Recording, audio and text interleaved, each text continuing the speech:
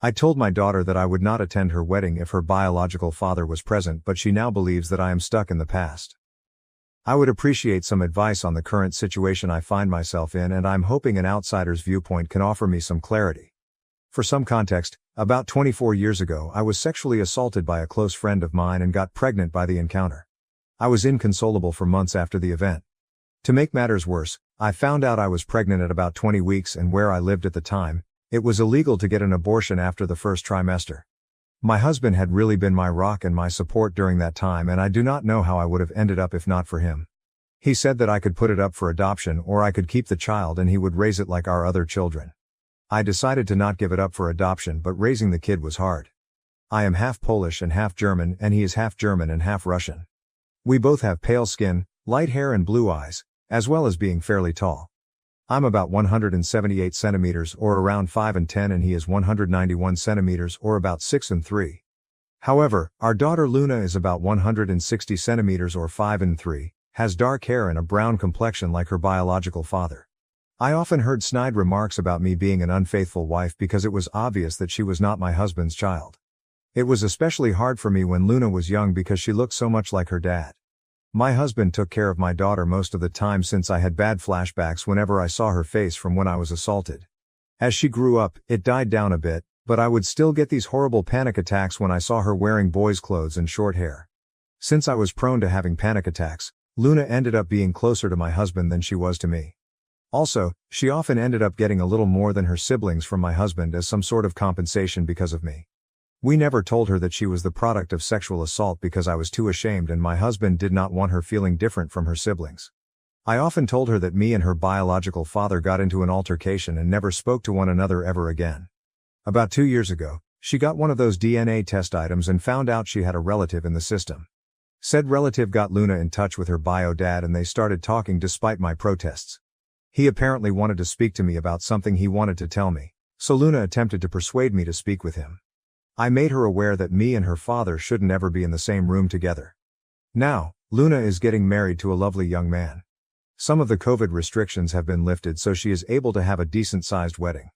The original plan was to have my husband walk her down the aisle, but he had gotten into a bad accident, leaving him in a wheelchair until his legs were strong enough to support his weight again. However, this is not her idea of a picture-perfect wedding day, so she invited her biological father to have the honor of being the bride's father. Her wedding invitation not only invited my rapist, but she totally disrespected the man who raised her. Although I or a bridesmaid could have pushed him down the aisle, she thinks it would not fit the vibe of the wedding. My husband looked so shocked and upset that she would even think of this, but I was furious. I have a visceral hate for that man, and I let her know that I would not be anywhere near him. She told me that this is what she wants and there's no changing her mind, so I told her I will not be attending if he's there. She got upset and told me that I shouldn't hang on to the past, but I laid it out to her that she doesn't know what happened between me and her biological father, so she shouldn't stick her nose where it doesn't belong. Though I feel terrible about what I said and how I said it, and I can't be blamed for her being born or not knowing what happened since I never told her, I still feel as though my wishes should be respected if I say I don't want to be in the same room as someone. I'm now okay with her contacting her father. I just do not want anything to do with him. Also, it's rude to replace your father with another man who you've barely known for 2 years because of something he couldn't control. Can anyone offer me a perspective that I'm not catching? Has anyone ever dealt with this, and if so, how? Second post. Deleted by the subs mods but recovered. Before I get started on the update, I have a few things I want to address. A lot of people have questioned me on why I did not tell my daughter that she was a product of sexual assault. The only answer is that I was ashamed of myself. For some context, before I got married to my husband, I actually was very close friends with my attacker. We grew up together in a small community and our families were close. Our parents even wanted us to get together. He was always interested in me, but I didn't give him a chance until university. I broke it off with him and started dating my husband, but I never cut him off because we were very close. He invited me over to drink. This was normal for us, and when I started getting a bit tipsy, he or it PD'd me. I was very traumatized by the situation and tried to get him jailed, but I couldn't. He had a very good reputation, so everyone believed him. Even my own mother, when he said I willingly came over and did it with him. I eventually stopped pursuing because of the social pressure, which only got worse when I found out I was pregnant.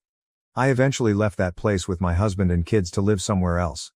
After I gave birth, my husband suggested therapy, but I was scared of being judged again, so I decided to bury it and try to forget about it. I just realized now that it was the worst way to go about this, but it's the only way I knew how to honestly. On to the update. After reading all the advice I'd gotten, I decided that I should stop running away and tell her everything. I called her to come over and she did. I first apologized for yelling at her for her suggestion because in her mind, it was an innocent suggestion. I told her that I wasn't angry at her, but how fast she was willing to replace her father because he was in a wheelchair, and that anger was compounded because she brought up her genetic father. I apologize again for acting childish and not like an adult. She asked me why I am so against her genetic father being in the same vicinity as I am, and I just told her everything from our initial friendship to her forced conception. She didn't believe me, like some Redditors predicted, but I can get a copy of the records of the court case and offer them to her if she needs a look. She looked stunned, like she wanted to believe me but couldn't. I apologized for keeping all this from her because I didn't know how to bring it up. She told me she didn't believe me and would confirm with her genetic father, so I told her to take the time she needed to process all this. Later that day, she came again, crying and apologizing for not believing me. I held her and cried and apologized too. It was kind of therapeutic. We had a long chat and I did feel closer to her. When we were done, she said she wanted to take me out to a surprise to help me feel better in a couple of days, which I happily agreed to. I went to see her yesterday in this little restaurant with a patio that had a private pay-for-use area for a maximum of 4 people, due to COVID. As she ran up to me and gave me a hug, she led me to the patio, where her biological father stood. She told me he was here to apologize and start my healing journey. I just wanted to leave, but he grabbed my hand and all those memories I tried to repress just came back out. I started having a panic attack and lost balance, to which he tried to help me keep my balance, which worsened everything. I honestly don't remember how I left, but I ended up in my car just sobbing.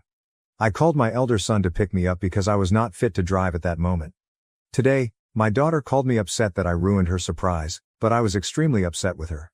I asked her why she did that when she knew everything that happened between me and him, and she tried to use the excuse of my healing journey, but I wasn't having it. She admitted that she wanted me to get used to him because he's going to be walking her down the aisle along with my husband and doing the daddy-daughter dance. I told her that while I loved her and respected her decision to be with him, I am not willing to be anywhere he is. She started complaining about how she wants all her family to be there, and I'm still not forgiving, but I hung up the phone.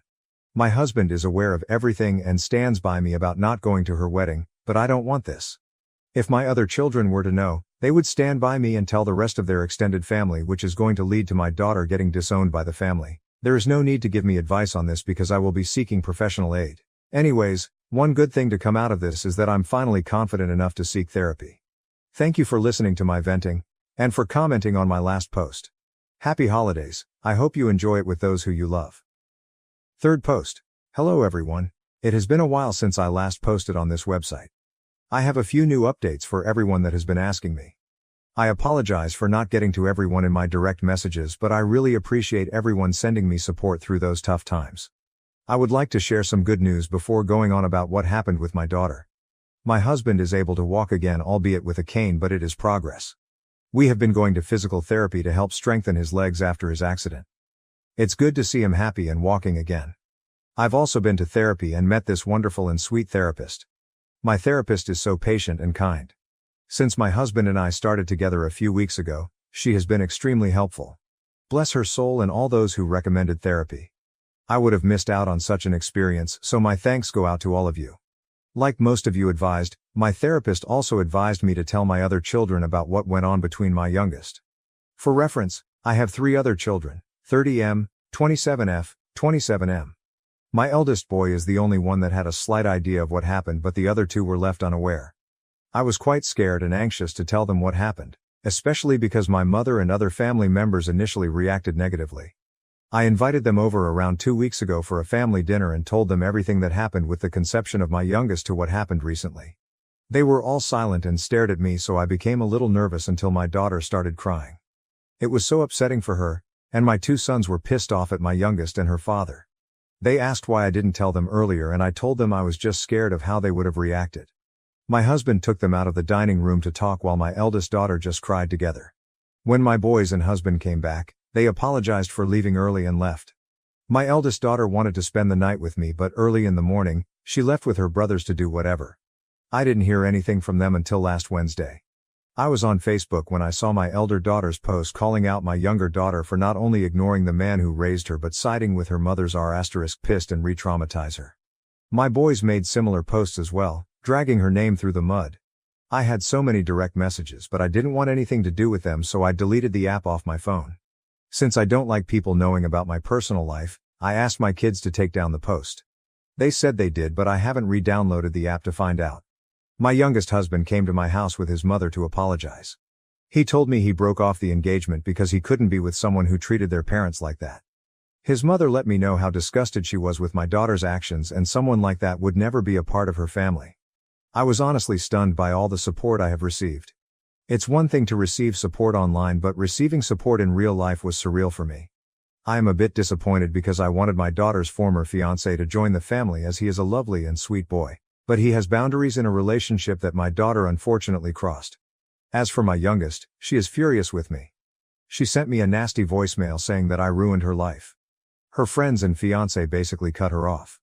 Needless to say, I felt terribly sorry because I had attempted to avoid this situation at all costs. I went through what she is experiencing, and I know exactly what it feels like.